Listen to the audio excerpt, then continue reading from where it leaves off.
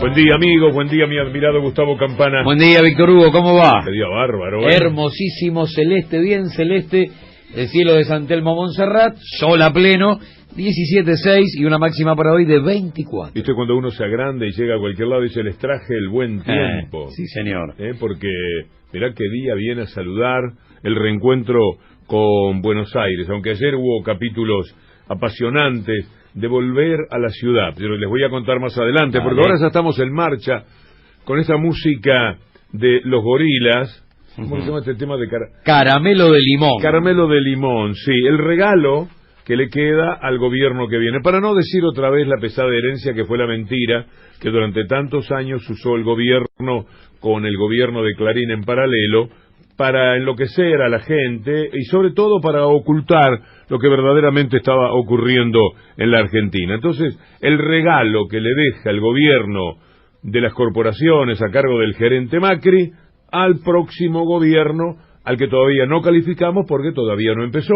Arcas vacías después del saqueo, después de la transferencia de recursos, y encima un montón de pagarés con un número interminable de ceros. El número cero que tengo yo aquí, el primero, se suma a 14 y suma 140. El kilo de pan llega a 140 en las panaderías, cuenta la gente de Crónica. Parece que se disparó el precio de la harina, que desde el 2015 ha tenido una suba, ¿sabes de cuánto? 1000%. Aumentó 15% la harina solo esta semana, y esto es fruto de la última devaluación. Ahora, el alza ya superó la relación del salto que dio el dólar. O sea, está por encima de la devaluación la suba de la harina. La inflación de octubre rondaría el 4%. El 4%. Y para noviembre, por supuesto, con el tema del dólar, es probable que tengamos un alza, con lo cual uno se pregunta el año cómo va a terminar en materia de inflación. Ese es un regalo en positivo, porque bajar del 60% de inflación que va a dejar el gobierno de las corporaciones del gerente Macri, presumo que será algo que el próximo gobierno pueda hacer. El porcentaje, sumando todos los cortes, de la suba de la carne es del 18%. El porcentaje de la suba de precios esenciales, sumando todos los productos, es del 13%. Ah, no, si vamos a desbrozar lo que son los aumentos, yo te cuento el de las naftas, entre el 4 y el 6%. La gente del cronista comercial dice que serían los próximos días y que es el primer paso hacia la adecuación de los precios al dólar, después de que la devaluación de agosto genere una brecha. Una de las cosas que va a hacer, imagino, Alberto Fernández, es salir de esta dolarización de los precios en la Argentina. Es un verdadero disparate. La dolarización es un hecho muy peligroso, sí, es una manera terrible de empobrecer todavía más a la gente. Justo se dio a conocer el aumento de las naftas después del congelamiento, cuando el miércoles se dispuso el despido de 17 profesionales del área de exploración. Aumentos y despidos en materia de combustibles. La gente saca a los chicos de la escuela privada y también da de baja las prepagas. Las prepagas están en una situación verdaderamente muy complicada. Para ellos hay un problema terrible con la compra de insumos en el precio dólar y para la gente una imposibilidad cierta de pagar las prepagas, por lo cual cientos de miles de personas se están quedando afuera de las prepagas y van a la salud pública, que también está muy desatendida. ¿Qué pasa con la salud en la Argentina? Este sí que es un tema importante y de los primeros que hay que intentar recuperar. Ahora es el aumento octavo del año. Esto llevó al 60% por encima de la inflación lo que pagan de prepaga los argentinos. 5% en febrero, 7.5 en mayo, 17.5 en julio, agosto y septiembre, 4 en octubre, 4 en noviembre, 12 en diciembre. Estamos hablando del regalo que le deja el gobierno de las corporaciones a cargo del gerente Macri al próximo gobierno. Es un verdadero regalo. Mirá lo de los celulares, vuelven a subir en noviembre. Debo ser uno de los pocos personajes a los que no le importa que suban los celulares. Total, yo no uso. ¿Qué va a pasar con el transporte, con la luz y con el gas? Pero lo de los celulares, que se ha convertido, lo hicieron, un elemento fundamental de la vida de las personas. Ciertamente, la gente está más casada, más hermanada y más hijada con un celular que con el resto de la familia. Es una cosa tremenda lo que sucede. Bueno, es un hábito, es parte de la calidad de vida, de la modesta calidad de vida que sigue aspirando la gente a tener el celular para informarse, para llamar, para que te llamen. Yo creo que es un elemento de relativa esperanza. Algún llamado va a venir para cambiarte la vida y se va a convertir en algo positivo. A veces psicológicamente juego por ese lado cuando veo tal dependencia que se tiene del celular, pero la cuestión es que vuelva a subir. La planta papelera de Ledesma en San Luis cerró después de 11 años. Preparaban papel para revistas y libros. 70 empleados quedan en la calle. ¿Por qué? Dicen que no hay nivel de ventas que pueda soportar el costo de la fabricación en San Luis después de 11 años. El tema de los aumentos viene por todos lados, porque tenés los aumentos que son de carácter nacional, pero también Vidal le está dejando un regalito a Kicillof. Autoriza un nuevo aumento antes de irse de la gente de Edelab, por ejemplo. No habían pasado 24 horas desde que se confirmó la derrota en las urnas, el empate técnico, como trataba de decir, creo que Clarín. Hay una nota de Tiefenberg que me gustaría compartir con ustedes en la contratapa de página 12 de hoy, porque es muy interesante lo que dice, lo que analiza Ernesto ahí, y creo que vale la pena, a partir de la última sinvergüenzada que se conoce del periodismo mafioso, decir que esto fue una especie de salvación de Macri. No hubo catástrofe para Macri, no es catástrofe tener 4 años el gobierno, tener 4 años toda la plata que se le antojó, poner toda la pauta que era lo que necesitaban los medios para apoyarlo permanentemente.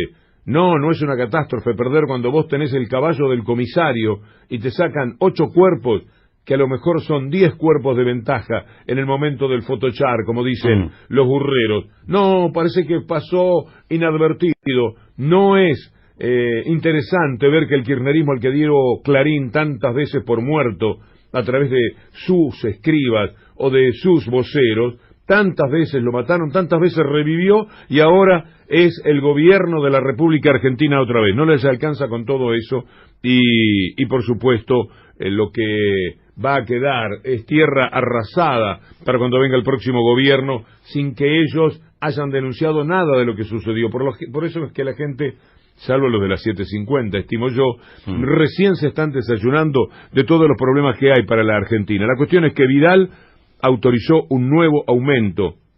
Les estaba leyendo esta noticia. No habían pasado 24 horas desde que se confirmara la derrota en las urnas, cuando el gobierno de María Eugenia Vidal autorizó un nuevo aumento de las tarifas eléctricas para los usuarios de las distribuidoras Edelab, EDEA, EDEN y EDES. Argentina tuvo la mayor baja interanual durante el primer semestre del salario mínimo real, 17.4. En la actualidad, 2 salarios mínimos no alcanzan para sacar a una familia tipo de la pobreza.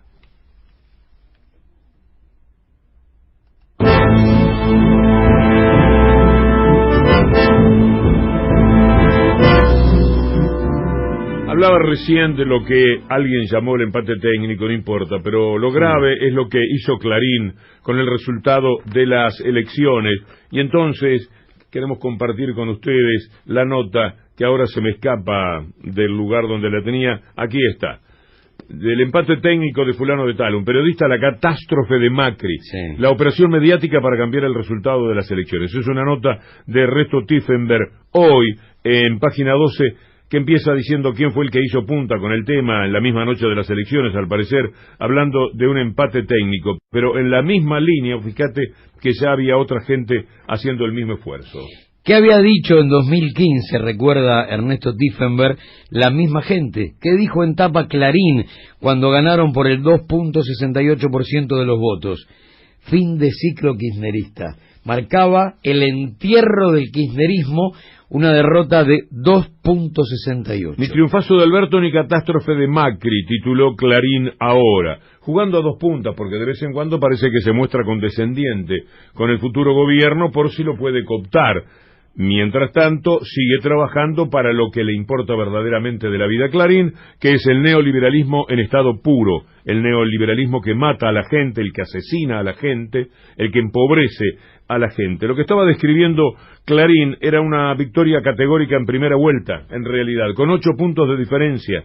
La manera de verlo no parecía la misma que saludó el triunfo de Macri en el balotaje, esto que mencionabas recién, y que tenía como título: el balotaje marca el fin del ciclo kirchnerista. Se basa en dos hechos de la Argentina política contemporánea, o sea que son muy cercanos, Ernesto Tiefenberg, para decir no hay que sobreestimar la importancia que tendrá la distancia obtenida en las posibilidades de éxito del gobierno que se inicia, porque ¿cuánto destruyó Mauricio Macri ganando por el 2.68? ¿O cuánto construyó Néstor Kirchner ganando solamente con el 22%? No se puede sobreestimar la importancia que va a tener la distancia obtenida en las posibilidades del éxito del gobierno que se inicia. Bastaría recordar todo lo que destruyó el macrismo basado en su mínima diferencia. Quiero hablar algo sobre los votos. 1,5 puntos le permitió al macrismo gobernar como si hubiera tenido el 100% de los votos, porque abreva en el poder real.